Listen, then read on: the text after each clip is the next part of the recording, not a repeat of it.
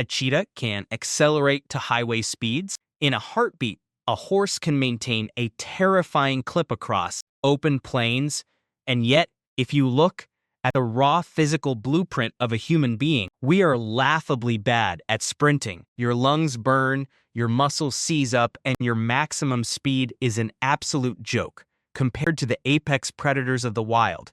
But if you change the metric from a short explosion of speed to a relentless, unending mark, the entire balance of nature completely flips, because the human body is engineered to simply never stop moving. We carry unique skeletal arches in our feet that act like mechanical springs. Our Achilles tendons store and release energy with every single stride to spare our muscle from the brunt of the burden, and a specialized ligament running along the back of our neck locks our head perfectly steady while the torso moves violently beneath it.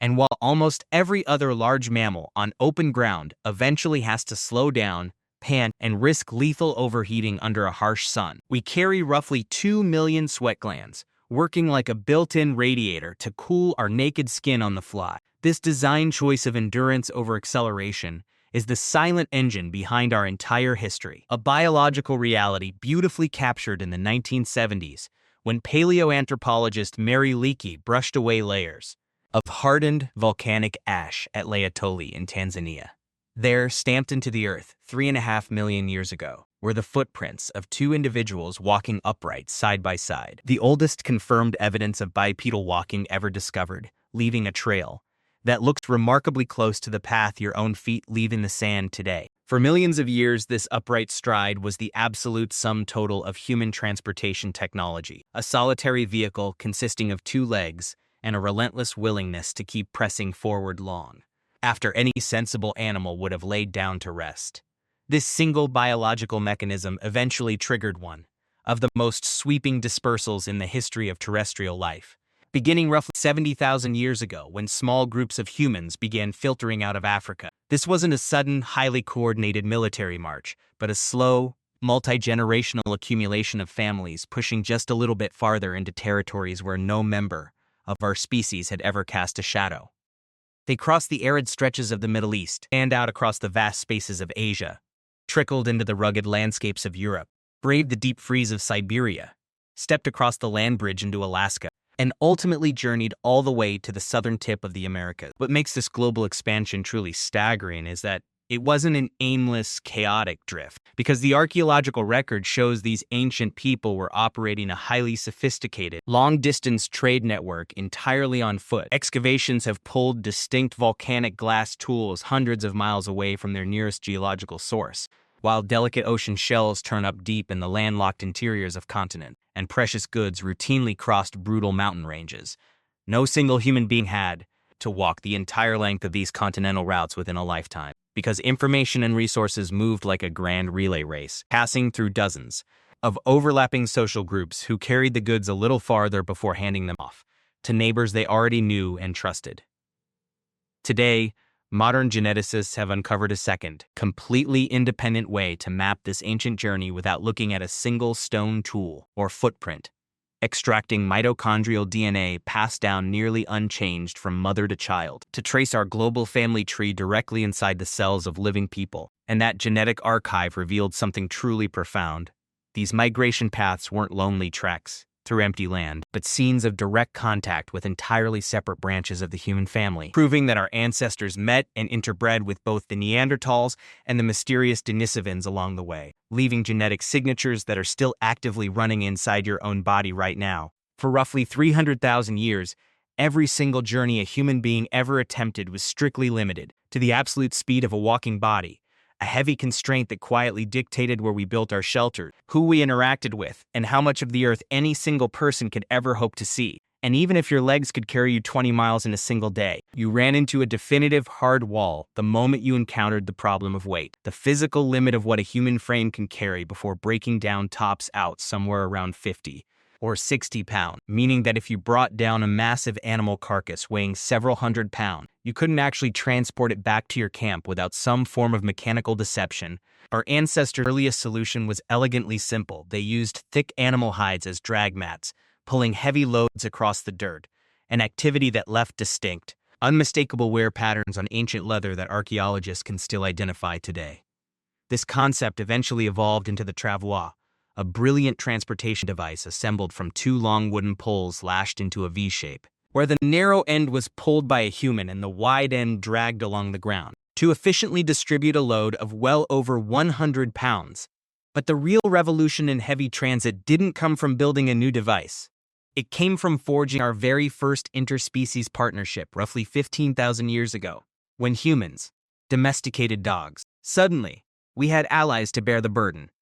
And in the freezing Arctic regions, coordinated teams of dogs were hooked to sleds to haul an entire family's camp across ice and snow in a single trip. Yet, as capable as a dog pack was, the scale of human ambition required something vastly larger, a breakthrough that finally arrived roughly 5,500 years ago on the open, windswept steppes of present-day Kazakhstan. Here, the ancient Botai culture achieved the domestication of the horse, a historical fact verified by archaeologists who discovered ancient horse teeth bearing specific wear patterns caused by the constant friction of a bit, alongside microscopic residues of mare's milk baked directly into the clay of their pottery. The Botai didn't just hunt horses for meat. They milked them, rode them, and built their entire culture around them, burying their dead alongside elaborate bridal equipment as a supreme marker of high social standing. The horse completely shattered the old biological speed limit of human existence, turning journeys that once consumed agonizing weeks into a matter of days,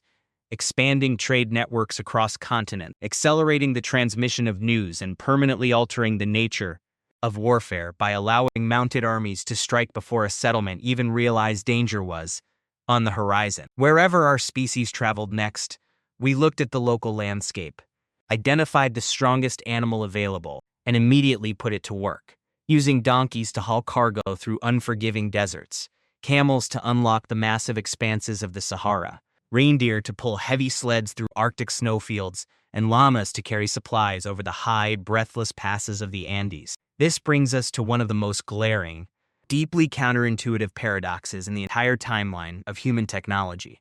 Because human beings had already figured out how to cross massive oceans and settle almost every corner of the planet before anyone ever got around to inventing the wheel. The oldest confirmed physical wheel ever pulled from the Earth was recovered from the Ljubljana marshes in modern Slovenia, dated to roughly 5,200 years old, which means that hollowed-out boats predated the wheel by thousands of years, and humans had sailed all the way to Australia a staggering 65,000 years before a single wheel was ever turned. What's even stranger is that the wheel didn't even begin as a transportation tool, but rather as a horizontal spinning disc used by Neolithic potters to shape wet clay evenly. It took centuries for someone to look at that spinning mechanism, turn it onto its side, and ask what might happen if the heavy load rode directly on top of it. The earliest wheeled vehicles were slow, solid wood carts that were incredibly prone to cracking on rough terrain and sinking instantly into deep mud, meaning a horse traveling alone was often far faster than a horse pulling one of these primitive wooden contraptions. That logjam broke around 2,000 years before the Common Era, when anonymous innovators engineered the spoked wheel, a lightweight, incredibly strong design that finally made swift chariots possible, merging speed and heavy cargo capacity into a single vehicle for the very first time. Paved roads naturally followed this mechanical leap, with some of the earliest cobblestone streets appearing in the ancient city of around 4,000 years before the Common Era, a concept that Roman engineers later transformed into a massive continental infrastructure system. The Romans surveyed straight routes across changing landscapes using precision instruments, cut consistent, graded passes directly through rocky hills, laid down multi-layered drainage foundations beneath the surface to prevent seasonal flooding, and placed stone distance markers at regular intervals, so travelers always knew exactly how far they had walked and how much of the journey remained. Imagine building a sprawling, incredibly sophisticated trade empire across the most unforgiving mountain peaks on Earth, completely without the use of the wheel or a single large draft animal. The Inca achieved exactly this, constructing an almost unbelievable road network across the rugged Andes Mountains known as the Capac Nayan, stretching thousands of miles through steep mountain passes, coastal deserts, and dense highland cloud forests. Because the vertical, jagged terrain made wheels utterly useless, and because the only native pack animal was the llama, the Inca engineered their entire network around foot traffic. constructing spectacular rope suspension bridges that swayed high above deep canyon gorges, some of which remained in active use for centuries. To maintain communication across this vertical empire, they operated a highly disciplined relay running system, using specially trained messengers called chasquas, who sprinted between small outposts spaced at precise intervals to hand off spoken words and knotted chord records to the next runner in line. Through this human-powered relay, a message could cover staggering distances across the mountains in a matter of days, establishing a communication speed that directly rivaled the horseback networks of Europe and proving that an empire didn't strictly need the wheel to conquer distance. It simply required extraordinary engineering, meticulous organization, and a relentless willingness to keep moving on foot. While land travel was eventually tamed by legs, beasts, and roads, our ancestors faced an entirely different kind of absolute barrier whenever a major body of water crossed their path. For hundreds of thousands of years, a deep river or an open sea functioned as a definitive wall, forcing a group to either find a shallow place to wade across or turn back completely. And then, humans achieved something unprecedented in the animal kingdom by learning to deliberately navigate open water. In the early 2000s, archaeologists working on the Indonesian island Flores uncovered ancient stone tools dating back roughly 800,000 years. A discovery that presented a massive geographical puzzle because Flores has never once been connected to the mainland by a land bridge, even during the absolute lowest sea levels of the deepest ice ages. This means that at least 12 miles of deep, open ocean always separated that island from the nearest shore, proving that someone crossed that blue gap on purpose nearly 1 million years ago. Because organic materials like wood and reeds rot away completely over time, the actual vessels have vanished from the archaeological record. But the stone tools remain as undeniable proof that the crossing occurred. These earliest watercraft were almost certainly accidental breakthroughs, a fallen log grabbed midstream during a flood, or a bundle of dried reeds lashed together out of desperate necessity, turning a fortunate survival accident into a revolutionary technology. By 65,000 years ago, this maritime confidence had grown exponentially, enabling humans to cross from Southeast Asia into Australia, a monumental voyage that required navigating at least 60 miles of completely open ocean where the destination was completely invisible. From the shores of departure, nobody drifts across that much open sea by pure coincidence. Someone had to build a vessel capable of surviving the deep ocean swells, pointed toward a horizon with absolutely no visible land, and paddle out into the unknown anyway. The oldest physical boat ever recovered by archaeologists is the Pesse canoe in the Netherlands, a simple hollowed-out log dating back 10,000 years. But this single surviving artifact represents the tail end of a technology that was already ancient. The absolute zenith of this ancient seafaring tradition was achieved by the Polynesian voyagers, who began a sweeping expansion across the Pacific Ocean roughly 3,000 years ago. Loading massive double-hulled canoes with their extended families, live pigs, chickens, and plant cuttings meant to be cultivated upon arrival. These master mariners sailed for thousands of miles across the largest body of water on the planet without a single compass, chart, or mechanical instrument. Instead, they navigated by relying on a highly sophisticated oral system known as a star compass, memorizing the precise rising and setting points of hundreds of individual stars on the horizon. Reading the complex direction and rhythm of underlying ocean swells felt directly through the wooden hull, tracking the flight paths of specific seabirds heading home in the evening, and interpreting the subtle greenish coloration of clouds that gather above hidden islands long before the land itself rises above the waves. Through this pure synthesis of environmental data, they successfully settled Hawaii, Easter Island, and New Zealand, executing meticulously planned, multi-generational colonization efforts across gaps of open ocean that frequently exceeded 2,000 miles. Modern sailors who have attempted to relearn this non-instrument navigation report that it requires years of intense, dedicated training simply to maintain a straight heading using nothing but the stars, rendering the original historical achievement one of the greatest monuments to human intellect ever recorded. This obsession with conquering space spilled into everyday ancient industries in ways we rarely think to look for, showing up in the specialized night work of Iron Age metalworkers in southern Africa, who deliberately operated their smelting forges exclusively after dark because the intense glare of the daytime sun completely washes out the incredibly subtle color transitions of heated metal,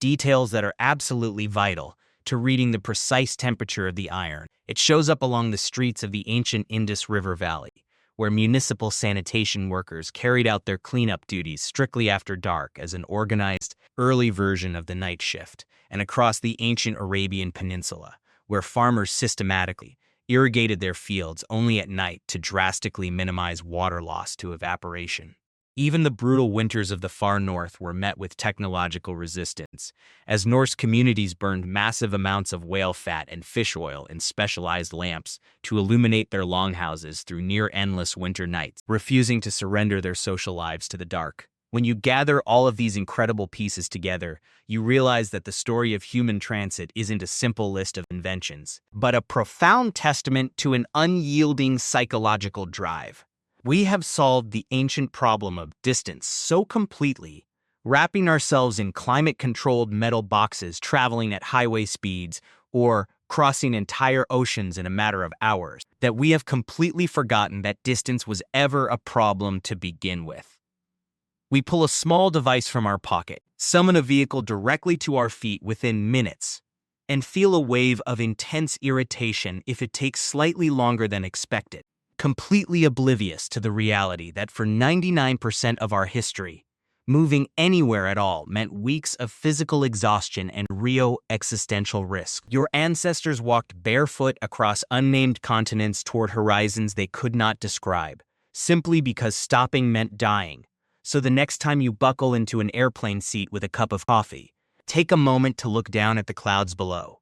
Because every single highway, every runway, and every mile of track on this planet exists today because 300,000 years ago, someone looked toward a distant horizon, stepped out into the unknown, and simply refused to stop walking. Every canoe pointed at empty ocean, every relay runner sprinting between mountain stations, and every rider pushing a horse across the open steppe traces back to that same original decision made over and over again by people with no way of knowing whether it would actually work. And that, more than almost anything else, is the most human thing there is.